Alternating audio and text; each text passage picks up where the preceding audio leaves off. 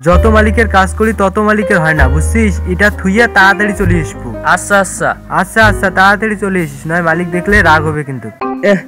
এই কাজের সময় ফির কায় ফোন দেয়? এমনি মালিক দেখলে রাগ হয়। হ্যালো, হ্যাঁ, কে? আমি রাতুলের বাড়ি থেকে বলতেছি। আপনি রাতুলের বন্ধু না? হ্যাঁ হ্যাঁ। আরে রাতুলের বাবা মারা গেছে, সে কারণে ফোন দিছি। রাতুলের ফোনটা কেন জানি বন্ধ। রাতুল কি তোমার সাথে আছে? হ্যাঁ আছে তো, ও কাজ করবে লাগছে। আচ্ছা, ও তাড়াতাড়ি ফোনটা দাও তো। আচ্ছা আমি যায়া দিবে লাগছি।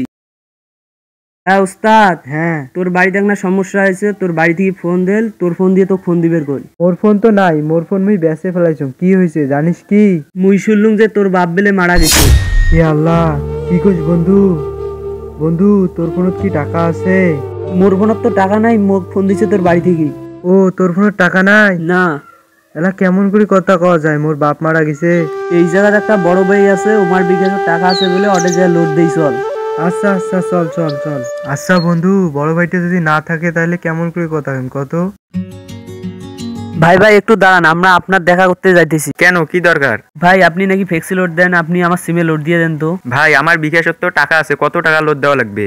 তোর কাছে কয় টাকা আছে? মোর কাছে তো খালি 20 টাকা আছে। ভাই তাহলে 20 টাকা লোড দিয়ে দেন। ভাই এখন তো 20 টাকা লোড দেওয়া হয় না। তোর থেকে টাকা নাই আর? না, মোর কাছে তো টাকা নাই। ভাই সেই একটা সমস্যা পড়ছে, আমি তো আছি বিদেশে আর আমার বাবা মারা গেছে। কথা কব, আমার ফোনে 1 টাকাও নাই, আর ওর ফোনেও তো টাকা নাই। আপনার ফোনে তো টাকা আছে, আপনি লোড দিয়ে দেন, আমি এলা 10 টাকা পরে দিব। ভাই এতে কোনো বাকি টাকি হবার নাই, যাও তো যাও।